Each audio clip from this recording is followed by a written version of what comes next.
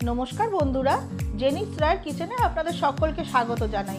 आज आमी आपनादेर संगे शेयर करब बोले बहु पुरानो दिनेर एक हारिये जाওয়ার रान्नार रेसिपि निये चले एसेछि कातला माछेर मरिच झाल।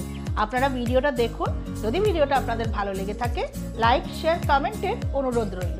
और यदि आमार चैनेले आपनारा नतून बंधु हये थाकेन ताहले चैनेलटिके सबस्क्राइब करे बेल आइकन अवश्यई प्रेस करे देबेन যাতে যখনই আমি কোনো নতুন রেসিপি আপলোড করব তার নোটিফিকেশন সবচেয়ে প্রথমে আপনাদের কাছে চলে যাবে। তাহলে চলুন দেখে নিই আমার এই ভিডিওটি।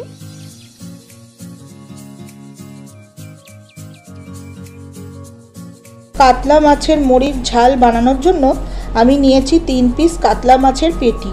পেটি তিনটেতে আমি আগেই নুন হলুদ মাখিয়ে রেখেছি। মরিচ ঝাল বানানোর জন্য আমি কিছু মশলা বেটে নেব। তার জন্য নিয়েছি 1 টিস্পুন কালো জিরে, 1 টিস্পুন সাদা জিরে, 4টে রসুনের কোয়া আর 4টে কাঁচা লঙ্কা। সব মশলা আমি শিলে বেটে নিয়েছি। আপনারা এই মশলা মিক্সিতেও করে নিতে পারেন। গ্যাস ওভেনে কড়াই বসিয়ে দিয়েছি। কড়াইতে মাছগুলো ভেজে নেওয়ার জন্য দেব পরিমাণ মতন সরষের তেল। তেল গরম হয়ে গেছে, আমি 2 পিস মাছ দিয়ে দেব।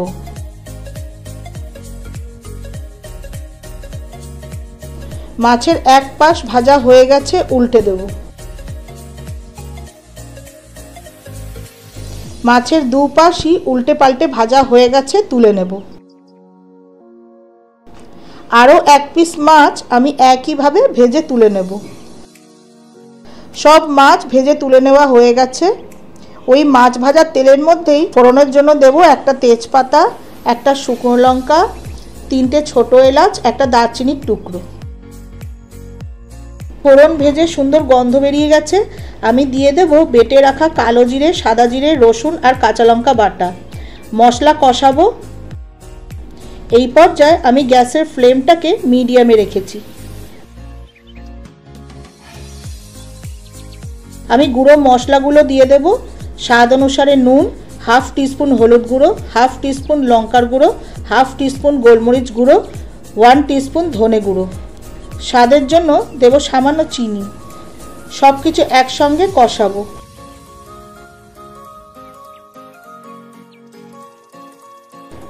একটু গরম জল দিয়ে মশলা কষাবো। মশলা কষে তেল ছেড়ে গেছে, ঝোলের জন্য দেব গরম জল।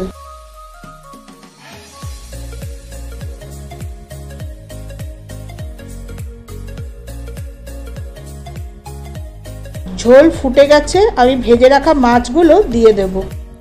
কড়াই কভার করে মাছ ঝোলের সঙ্গে ফুটিয়ে নেব।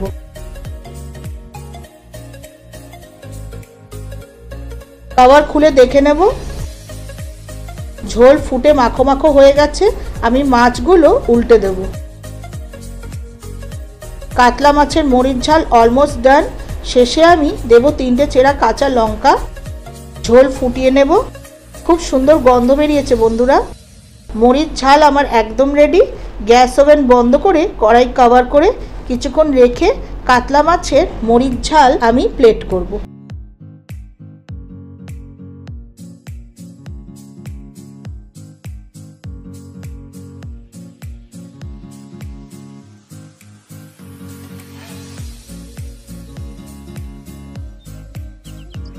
আপনারা ভিডিওটা দেখুন।